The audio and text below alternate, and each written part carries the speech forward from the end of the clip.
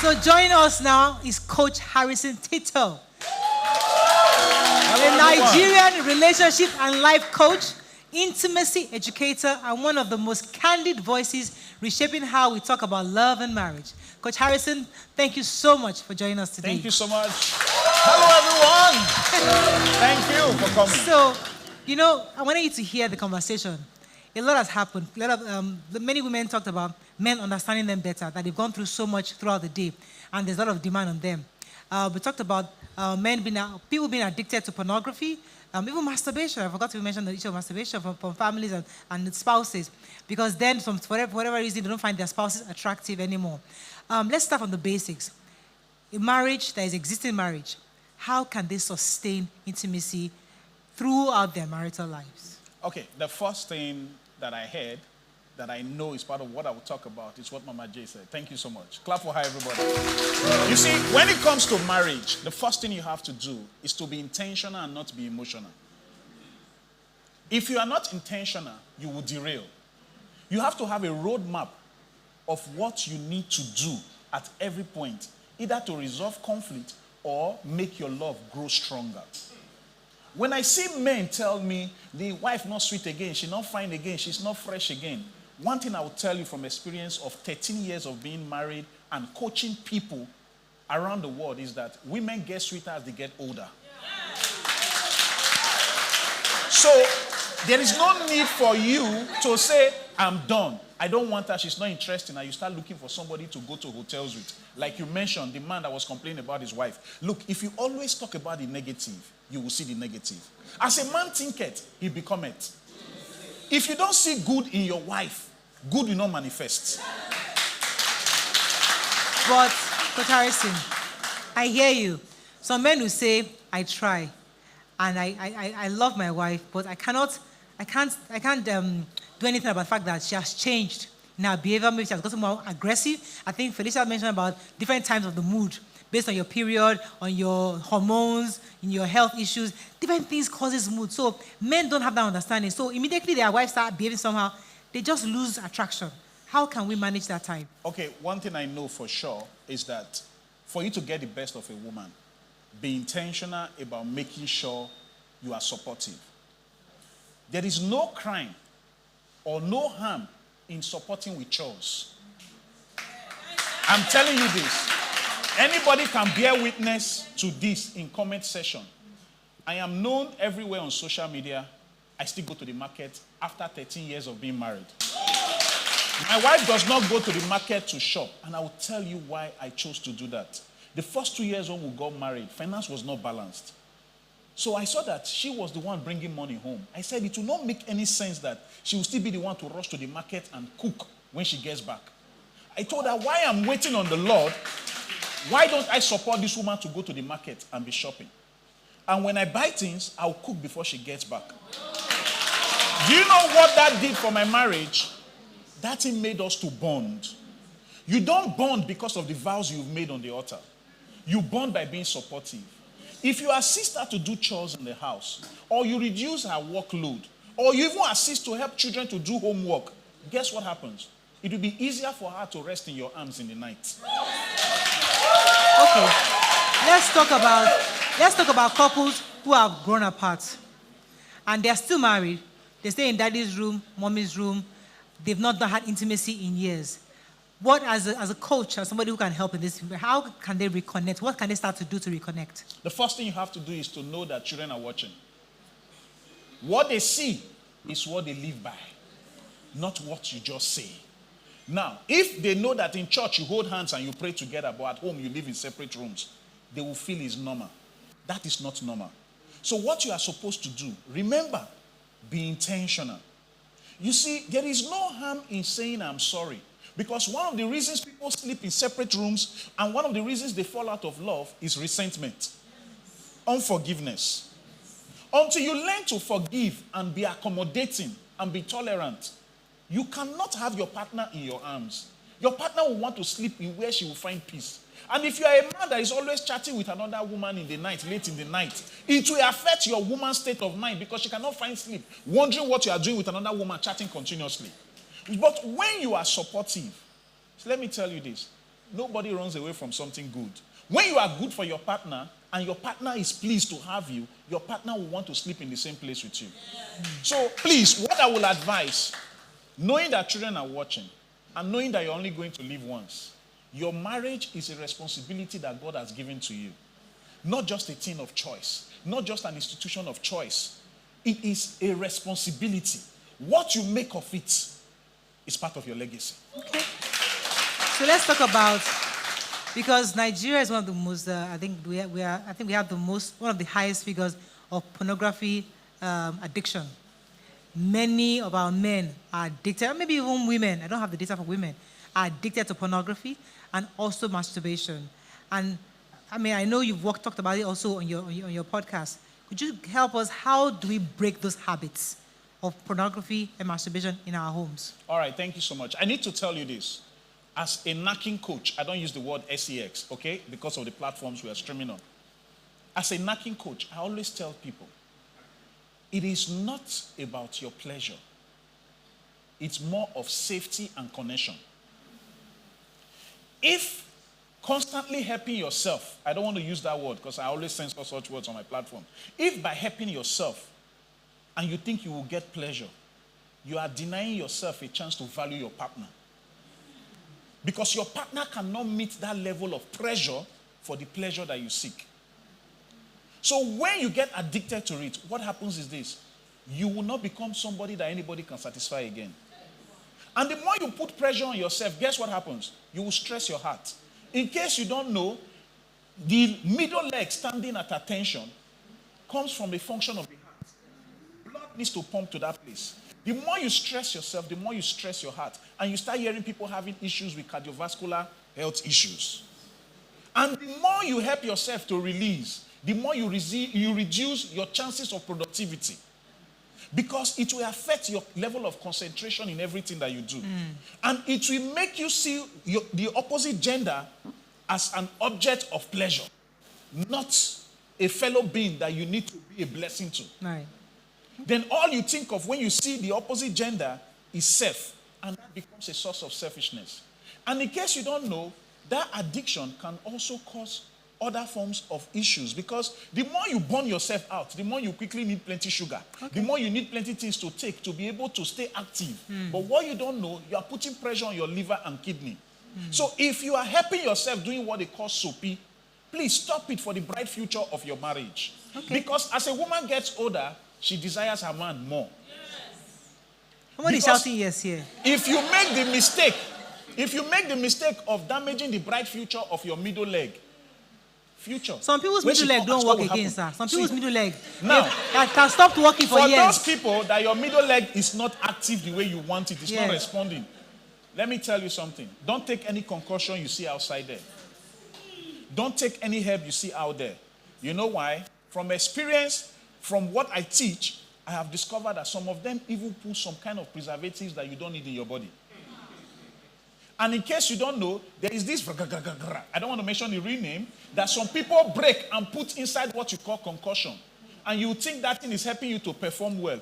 What you don't know, you take one tablet today, tomorrow your body will need 2, your body will need 3, your body will need 4. At a point, your body will not function well again. You don't need melecine. I don't want to use the word the drug. You don't need melecine or concussion to climb a mountain. Why do you now need it to be pleasurable with your wife? I'm going to pass the mic to one or two people because I know that a lot has been said and you might have questions. I'm hearing some people saying, so let me pass the mic. Whoever wants to say something, while we're getting thoughts, there's one more thing. There are some people who feel that their husbands are not satisfying them, even though the husbands try. But they don't know how to come across. Because you don't want to. Your husband will ask you, how did you know? How do you know that I'm not satisfying you? Okay. But they know they're not satisfied. Okay. But the husband is not willing to learn. One of those gra men, they don't want to learn. How can a woman in that situation help her spouse? Okay, first thing I must say, if you're a man here or you're listening to me, make sure you are teachable. That is what makes you qualified to be a husband in the first place. Because you can't know everything. Your partner will even be a tear rubber when you marry the person. Does not mean the person's body or hormones does not seek something. The fact that your partner is seeking for pleasure from you does not mean your partner is wayward. It means your partner has come to a level of awareness of what her body needs. If you are hungry, do you need to be a criminal to know that you are hungry? So in a situation where both of you are doing the do, and you reach point of no return, and madam is always hanging. And she goes to the saloon and she hears people saying, oh, do you know that when Oga did this, now so water full everywhere, like say water board burst. But at the end of the day, guess what? She will not know that it is possible. And where there is possibility in her mindset, she will seek for your abilities. So what you are supposed to do as a man, if you want to satisfy a woman like that, it's always better to ask a woman, how do you want it? Some men who dated in Kechi before they got married to Kemi, by the time they get married to Kemi, they want to use their knowledge and experience with Nkechi to satisfy Kemi. It doesn't work. What you should do is, how do you want it? When you follow the roadmap of what a woman seeks, you are halfway there to satisfy her. Okay. If you listen to her. And one of the best ways to satisfy a woman, make her comfortable enough to think aloud before you.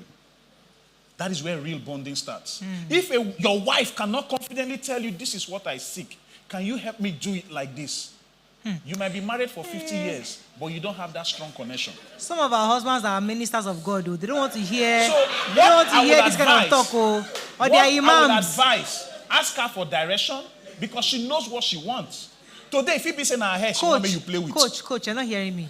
Some of us are wives of ministers of God. You cannot be saying, I want like this, or you're wondering, what are you reading? You can't be saying, I want to go to Jerusalem. I want you to get, they will be wondering, So are you not a sinner? if she doesn't ask because she's not very comfortable, let me give the men a cheat. Don't rush to go in.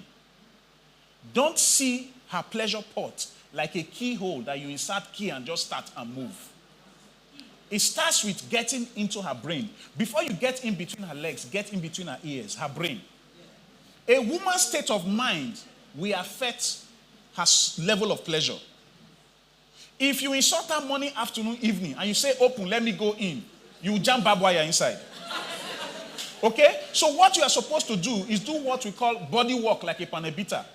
Take your time to do body work. She's your wife. Every Don't rush. day? You want to get tired now? No, you won't get tired when you are intentional. Remember, we started by be intentional. When you do proper body work and madam feels you, the fact that a woman has agreed that, okay, we can do as husband and wife, does not mean she's mentally ready. For you to get her mentally ready, it will take you to do body work for approximately 20 to 25 minutes. For her to be mentally ready, it's worth it. Do you know why it is worth it? Because that gives her the chance to easily get pleasured and satisfied. Coach, if I was a man listening to you, I would say, please, it's easier for me to go down to red light district. I would do all this 20 minutes walking and 30 minutes to whine you, just because I want to do one thing. It's kind of be tiring. So a man is watching Hollywood movies, he's watching and he's seeing somebody getting down in the heat of passion and think, okay, my wife, I get home, bam, bam, bam, we're good. And she's like, no, you have to be talking to me since morning. You have to send me text messages. You have to, and I'm wondering, what is all that? So a man is hearing you and I'm wondering, it doesn't really connect. That sounds like overnight success. Is there anything like overnight success? For me to get here, it took me 23 years to get here. And I just told her this morning that I've been praying to be interviewed by her. For how long? For a very long time. It took grace for me to be here. So we don't need to cut off the process of making somebody to connect. The essence of intercourse is not penetration, it's connection. You can't rush a building overnight, no matter how much you have. You wait for the decking to cast before you start building on top. When you are dealing with a woman, it's not plug and play. It's connection. You need to bond. Because until you are able to become intentional in satisfying your woman, you might be able to sleep with her every day for 40 years of marriage, 50 years of marriage. You have not bonded. Bonding is what keeps marriage. Fantastic. Anybody? Where's the mic? Alicia, I'm not coming to you. Madam, first timer since yesterday. And you are hugging this mic. Go ahead, Tessie. Okay, my question is, like, if you get married to a partner that don't easily let it go, is not forgiving someone. So how will you cope with such person? A man who's not forgiving. So you do not forgive. You can count what happened 10 years. last 3 years in your marriage.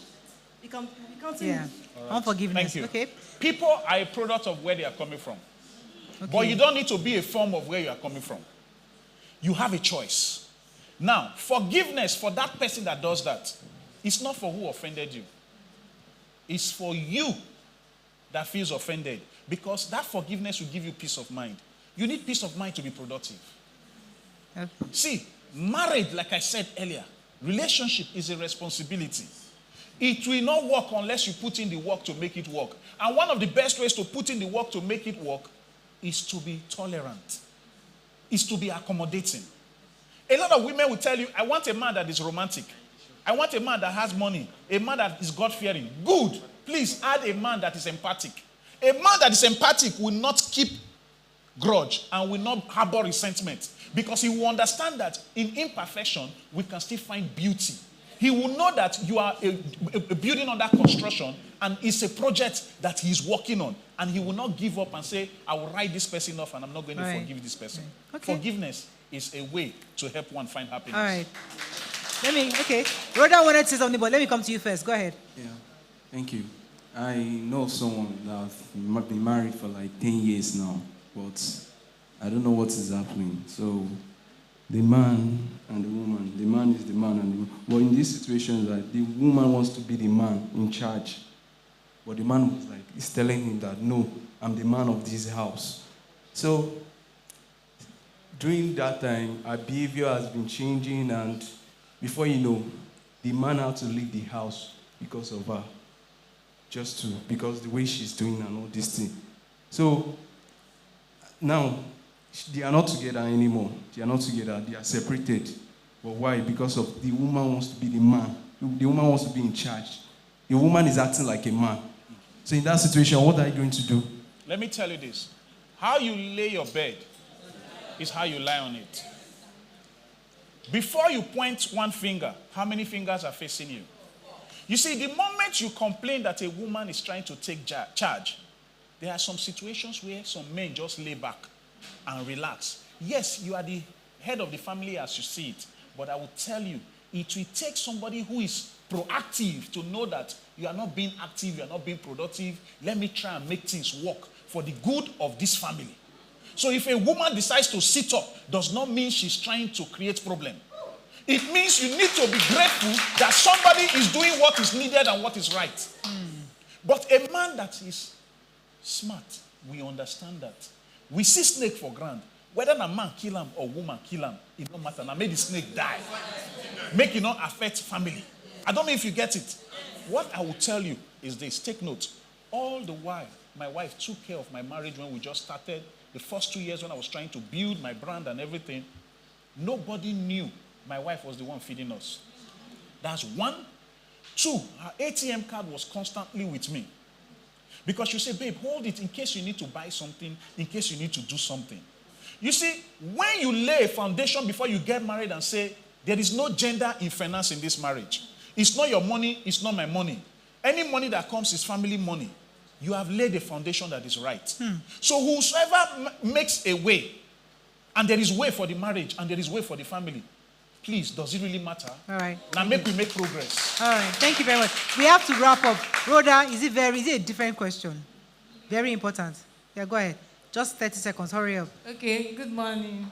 So my question is, how important is it for, both partners to know their love language in a relationship or in a marriage? Love language. How important is it? Okay, I'll tell you this. You cannot willingly want to buy what you have no idea of. And when you have an idea of what you want to settle for, you are halfway there to understand what you want to be with and what you want to own, right? It is important to know what makes your partner happy. Your responsibility is to meet the need of your partner, while your partner will meet your need. If you don't do that, how do you meet your partner at the point of your need? 1 Corinthians chapter 7, verse 3 to 5 says, husband and wife should meet each other's needs, right? If you don't know how to communicate to meet the need of your partner through the love language and to meet your partner's need, how are you fulfilling your partner's desires? So it's important to seek. And if you don't find, you ask so that you can meet the partner's need. Thank you so much. Coach Harrison, we have learned from you today. Thank you. But we have to bring you back again because we can't finish this conversation. There's a lot to learn. But thank you so much, Coach Harrison. It was a pleasure having you. God bless you. Let's go on a break. We'll be right back.